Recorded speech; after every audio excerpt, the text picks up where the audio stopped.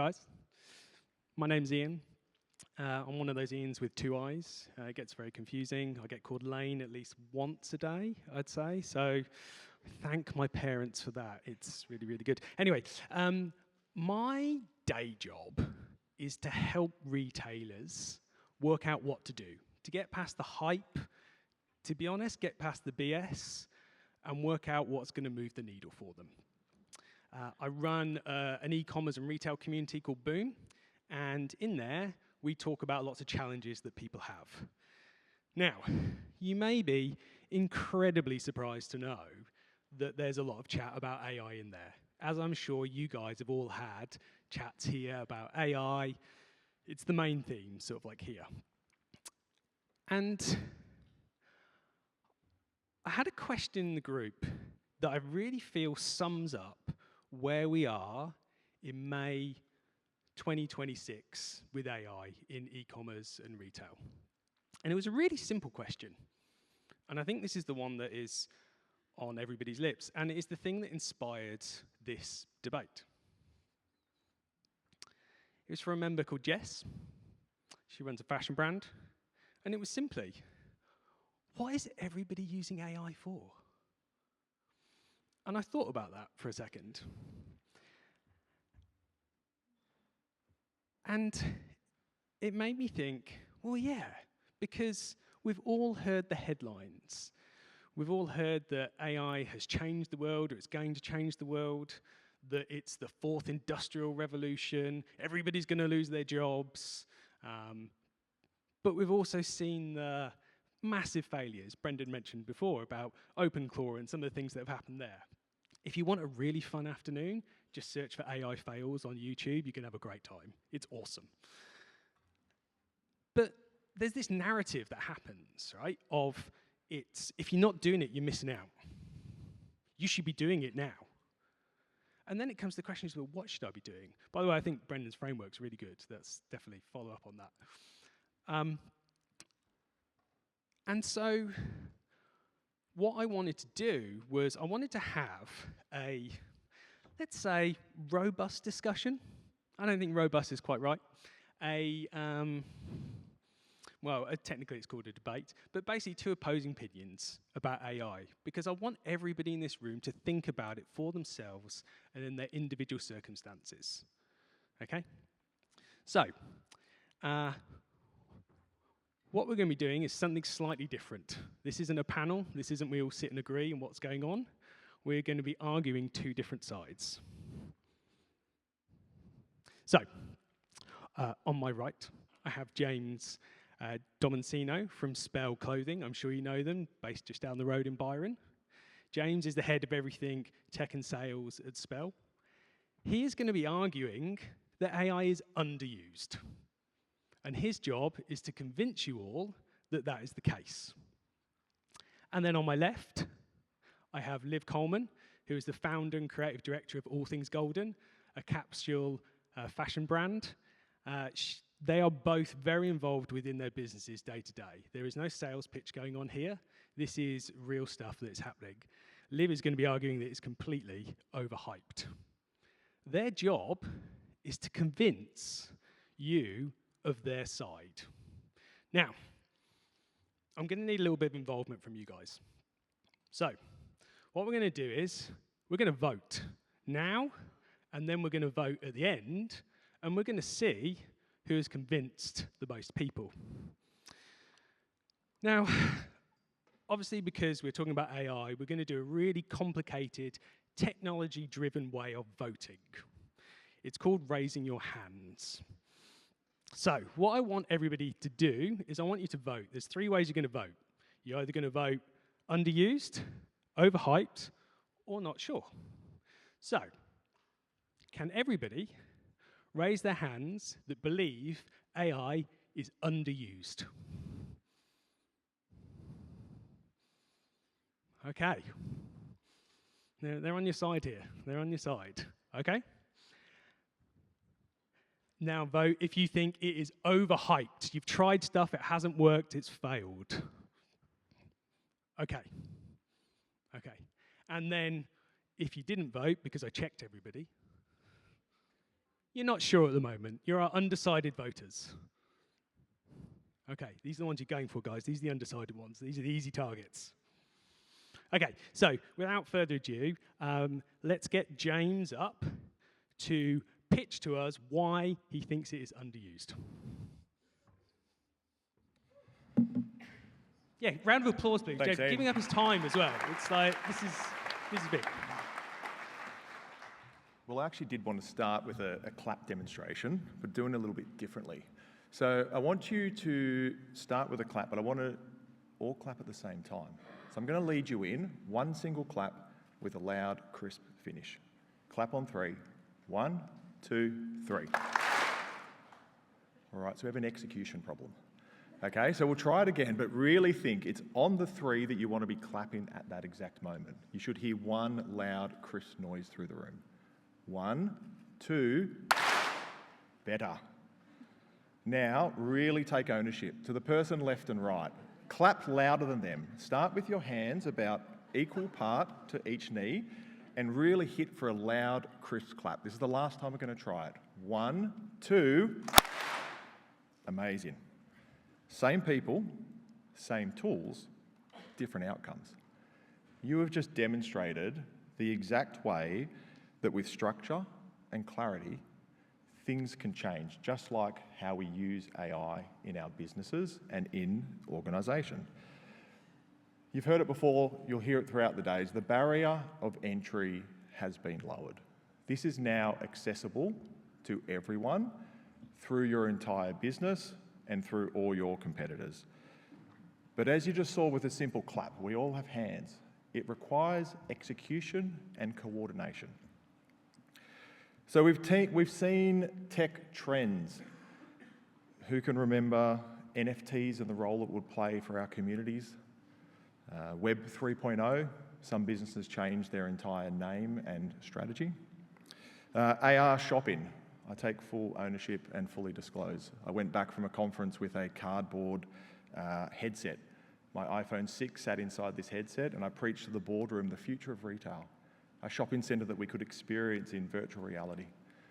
That conference was 10 years ago. So there's a concept that projected what the future of retail would be, but it didn't have a clear path to execution.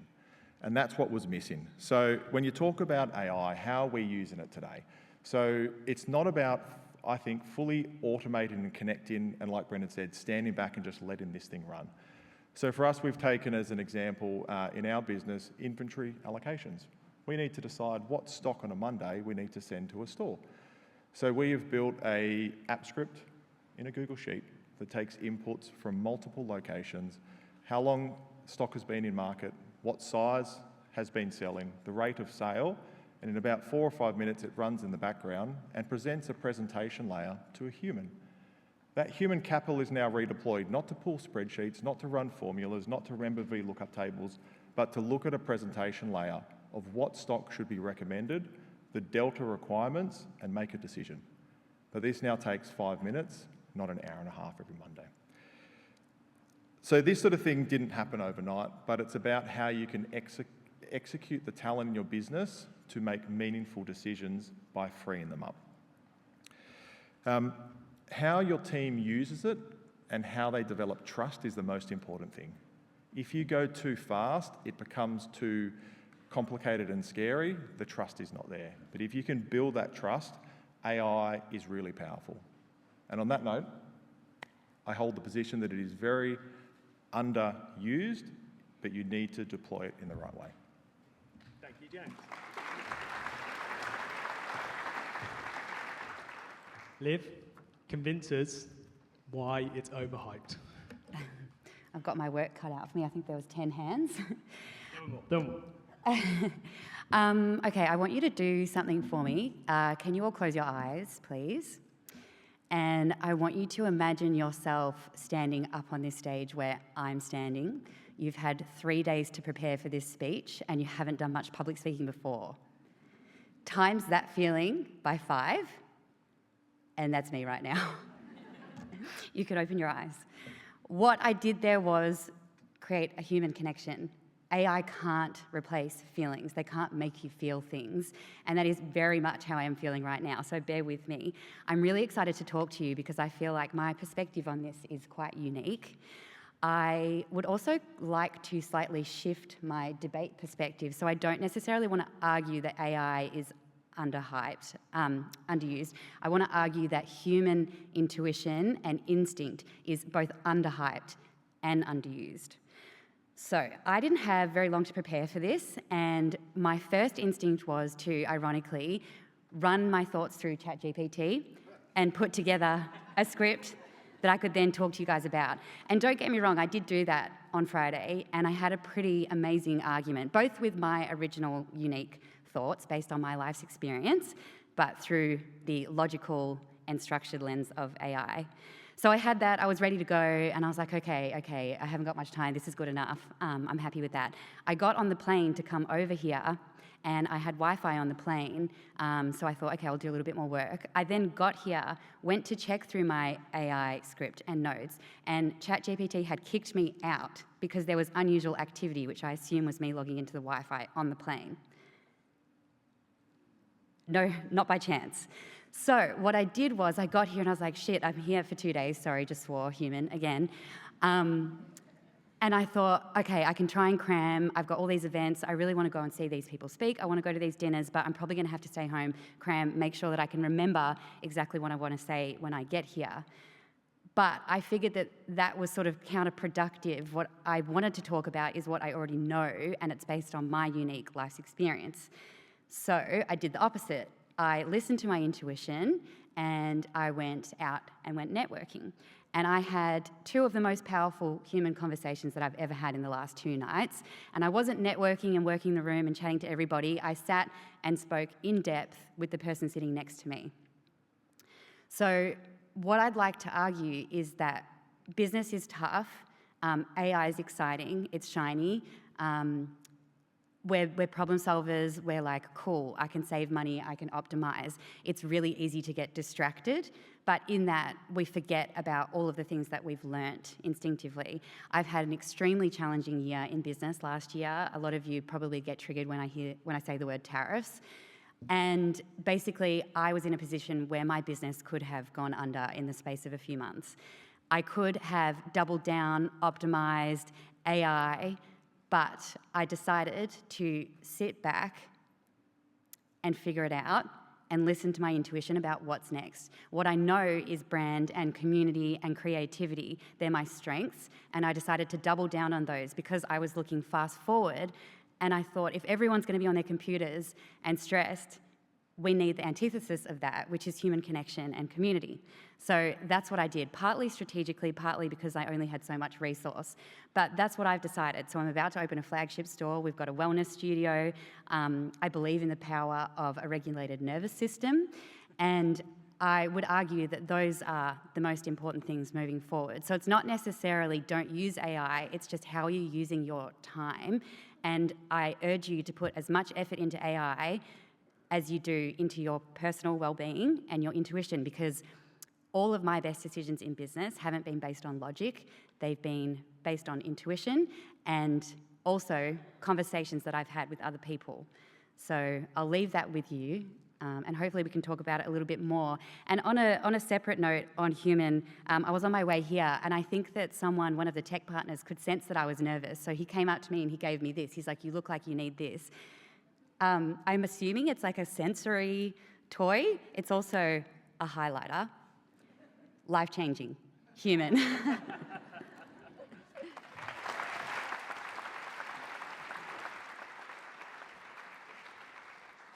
Okay, now it's my turn to ask some questions to provoke these two. James, you mentioned a specific example that you've used where you've pulled in load data, etc. I mess around with AI quite a bit. I'm definitely on the fence. I'm pretty much on the unsure side. There's some things that I've done where I have wasted so much time. It's like so much time. I could have just done it quicker if I just sort of like did it anyway. Can you give us some other examples in your business that you have used AI for, and tell us what the outcome was, as in that you saved time, you saved money, or was just able to do something that you couldn't have done before. A lot of it is around saving time that is rather repeated and frequent for people. So for us, I'll, go into a bit more detail about that example. The process of inventory allocation, we always have to do. But we're a business that is predominantly online. We only have one retail store. So in retail models where you might have 50 to 100, you have whole departments and whole functions. So we need this task to be part of someone's role, but it is only a small part. So the success has been spending time sitting down with different departments and teams and actually understanding what are all the steps that go into this final output. And when you're in the weeds, you do start to realise there are actually a lot of small steps that might lead up, and it might only be a half an hour step. But spending time with someone and then actually asking for that feedback loop, right? What happened with those claps, right? By the time we got to the second and third, the feedback you started to take on board around what we were trying to achieve. When you can sit down and ask someone, is this actually helping you do your task? What you might think was only a 30-minute trivial thing, their eyes light up like, this is amazing. And they then start to lean in, and it's about, AI is a little bit scary because people are fearful that they might lose their job. People are fearful that you're trying to take away their creativity. So you have to be aware of what those resistance areas are. And for us, it was trying to find some small, rather trivial tasks that you might argue, you're only saving 30 minutes, 40 minutes.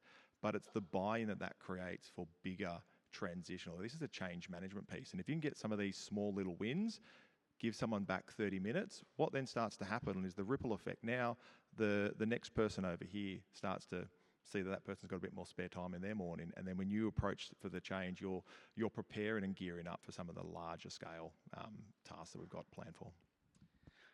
I want specifics.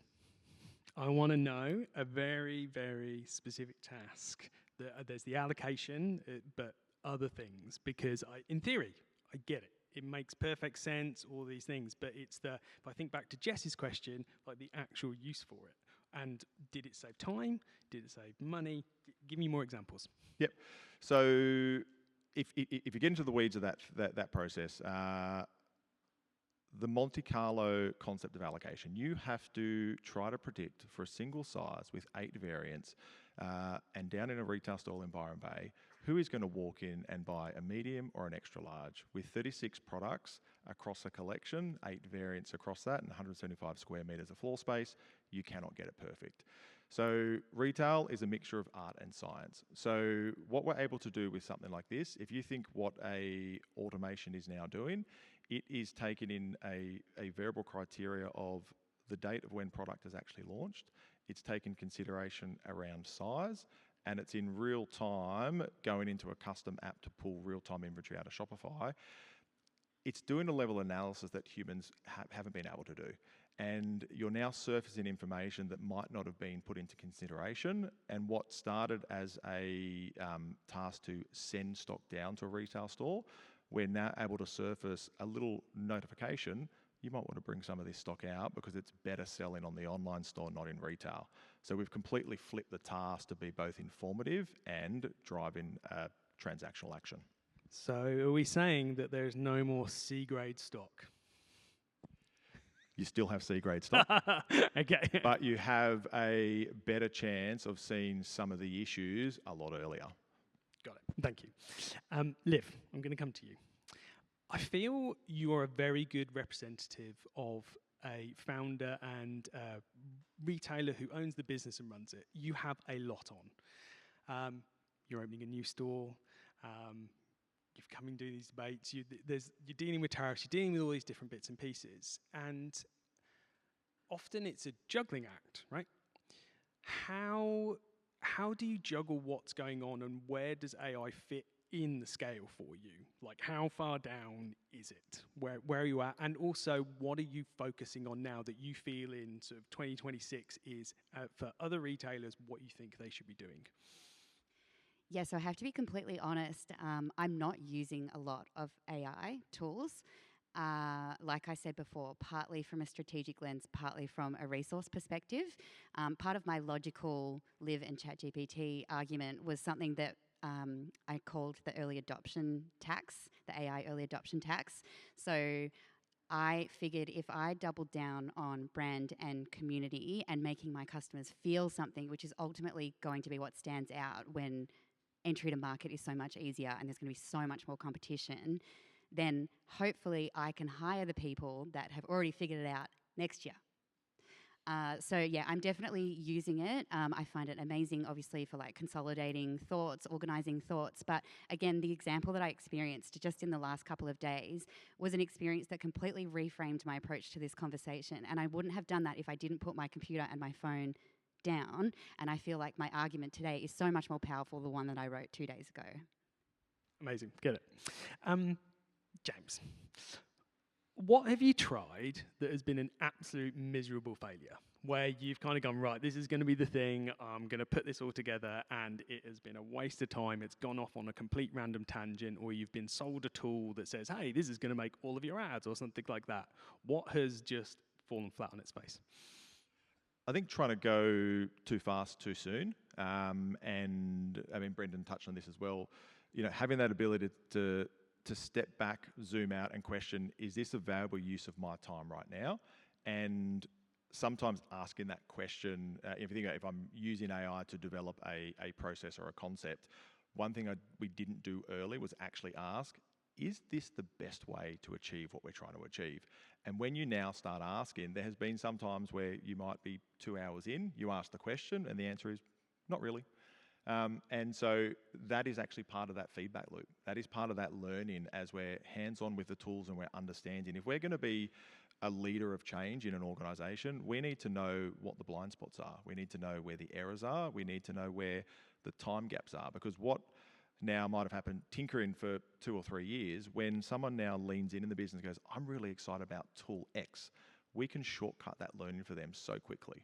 A chat over coffee in the kitchen, you can like get rid of that 3 to 6 months of time wasting that's going to happen in your business because they all have access to these tools. I'm going to push you again for a specific. I want a specific of something you can think of that you've tried to do and it's just gone, oh my God, that was terrible.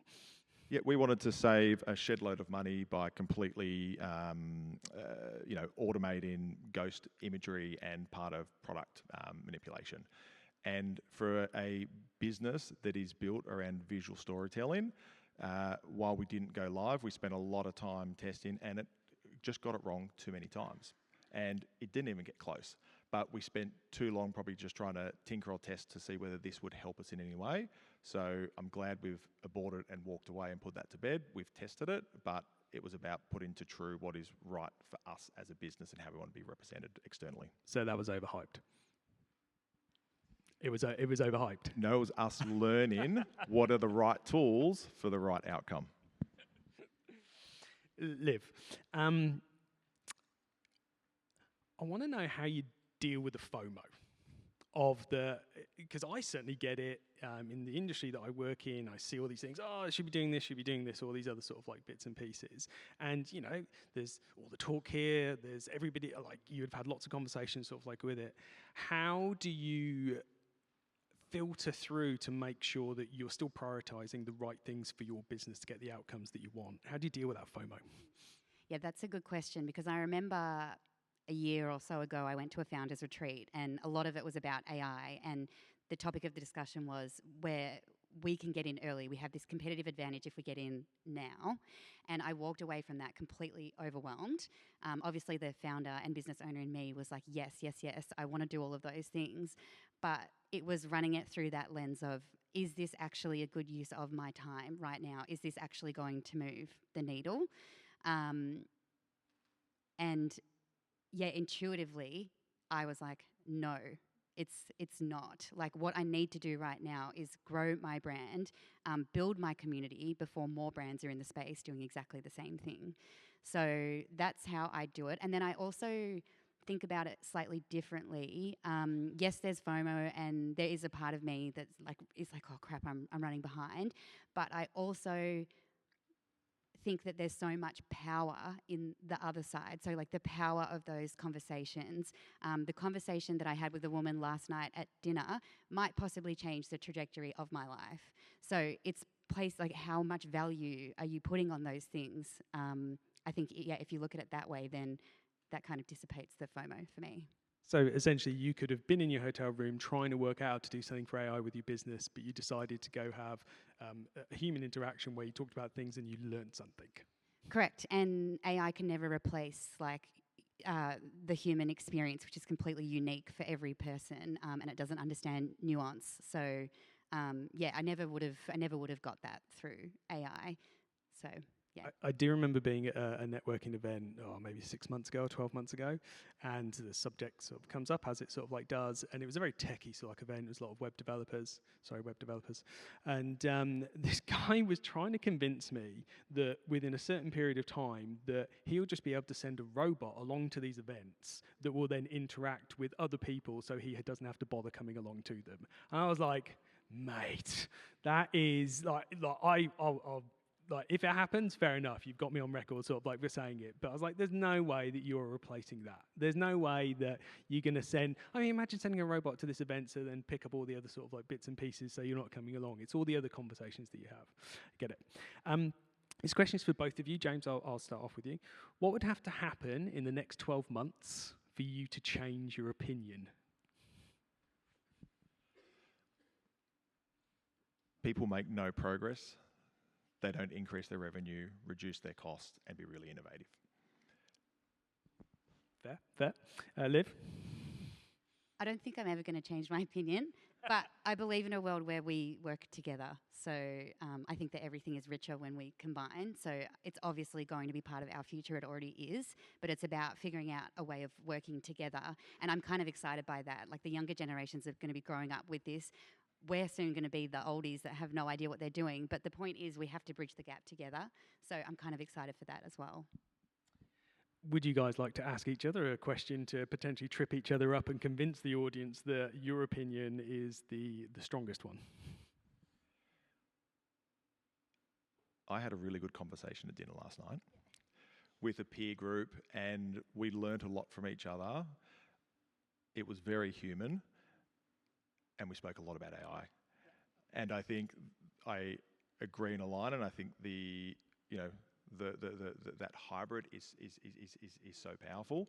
Do you think there is value in small parts of AI not being the fully integrated sort of piece that can be introduced into the business that starts to really help with small sort of tasks and process to save time? Yeah, definitely. Like I'm all for it, and I would love to. I think what my original argument is that like the power of human instinct and intuition is underused and underhyped. And through my life's experience, my unique life's experience, I have learnt the power of being able to tap into your intuition, and I have made some of my best business decisions not out of logic. So I think I'm all for it and I'm excited for it, but I don't want people to forget in the power of that, because I've made decisions. For example, I've spent $60,000 on custom milling my own fabric. Terrible decision on paper. That category is now responsible for 50% of my total revenue every single year. And I made that just on my values. And if I hadn't have done that, I wouldn't be standing out and I wouldn't look different. And I think the other parts of it too, like take, is a really random example because I'm not really into sport that much, but take Manchester United. Like they have so much money. On paper, logically, they have the best players from around the world. They can't win.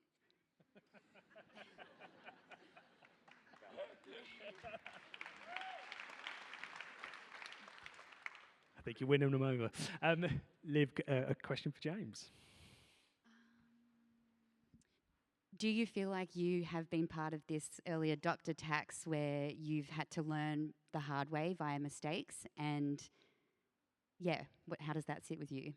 Yeah, absolutely. There are some things that have buried huge amount of time. I think if you zoom out, it's a really cool concept, AI, but over the 10 to 15 years of coming to these sort of conferences, there is always a trend in the implementation, whether it's re-platforming, whether it's ERPs, whether it's some tech you bring into the business, it's change management. And the secret sauce of change management, if I can lean into some of what you spoke about, it is people. And it's how you deploy people to implement. And our role as leaders, I think this is an amazing tool.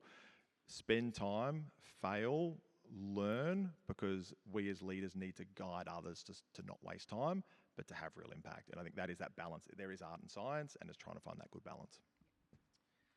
Guys, we have a couple of minutes before we finish up. Do you want to make a final pitch to your audience to get to the vote before we go to a vote? James, you want to go first? Can I pivot and ask Absolutely. a question to yourself? Sure. What has been your take and your position on AI, and do you sit in the middle, or do you lean to the left or the right of this debate? Bearing in mind I'm the one that came up with the idea of this debate, and it is the black and white fallacy in its absolute truest form of like, you've got to believe one side or the other, and the reality is there's something kind of sat sort of like in between. I like to think my bullshit detector is very high. I've been in the industry a long time, I've seen a lot of nonsense, and I like to boil it down to what sort of like kind of like works. And over the last couple of years, I've been trying lots of different things, but lots of times it's kind of failed. You know, I'd use ChatGPT at first before they all went a bit crazy to do things like for writing ads and some of those other bits and pieces. The start of this year, I noticed that there was a real change that it was actually able to do things. And that was really interesting to me, and some people that I really trust started doing stuff, and they started showing me. I was like, wow, this is amazing. And then I went through this bit of this arc where 2 months ago, somebody said, hey, what do you think? I was like, oh my God, it can do everything, like went proper fanboy sort of like on it, right? And then I had this really weird realization that I was doing so much more work. I was spending all this time doing stuff. My wife gave me a bit of a tune-up. It was like, you need to slow down on this. And I stood back and I went, hey, what's actually moving the needle for me? There are certain things that are working and there are certain things that aren't. And so then I've kind of pared it back. Like, for example, the slides that it did today, they were made with Claude code, right? But it didn't come up with the idea for this debate. It didn't come up with the research. It didn't talk to you guys to brief you, to give you all those sort of like other bits and pieces. And I had this realization that there's certain things that it just will not be able to do. There's decisions that I make, which I don't think are that complicated, but you actually realize, because it doesn't have all of the context. So I think there's some incredibly useful things, and there's been a switch. If I was to pick a side, I would definitely say it's still overhyped, because I think the problem is that there's just so many promises out there that don't actually sort of like deliver, basically.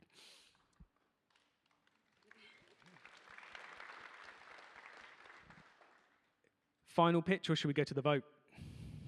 I can say something really quickly. I suppose off the back of not being able to read my notes this morning as well, I woke up and I thought, again, I'll write it down, I'll try and remember. I decided to wake up, go for a swim in the ocean. I'm in the Gold Coast, why not? I'd meditated on my balcony. I then came here and found another opportunity to sit down and read my notes. A woman came up to me and sat at my table, so I had to put my notes away. And I was just like, the universe is continually telling me, don't do that, be human. This is exactly what this whole discussion is about. So I guess my question to you is, because I didn't come out here with a pre-prepared speech, did I make you feel something? Will you remember me? I love that. That's amazing. I think we got a minute and a half left. I will stand firm. It is underused. It has huge potential. It is going to be the competitive advantage for businesses because everyone can access it. Get your house in order. Your data, the things that you can be doing that will help how you ingest it, is going to help you scale and use these platforms. Even if you don't know how you're going to be using it yet, the work you do now is going to get that in order to be your competitive advantage. Okay, guys, let's vote. So, can we get the slides up? Thank you. All right. So, again, very technologically advanced way of doing this. We're going to raise our hands. So, who believes that AI, after our debate, is still underused? I think that's less. Okay. And who thinks that it's overhyped? Woo! Oh, okay. All right. And do we still have people that are unsure? Okay, they went down. Look, I know this is a very scientific way of doing it, but Liv, I think you won. I think that's it. A round of applause. Amazing. We're out of time. Can I just get one more round of applause for these guys for the time that they put in?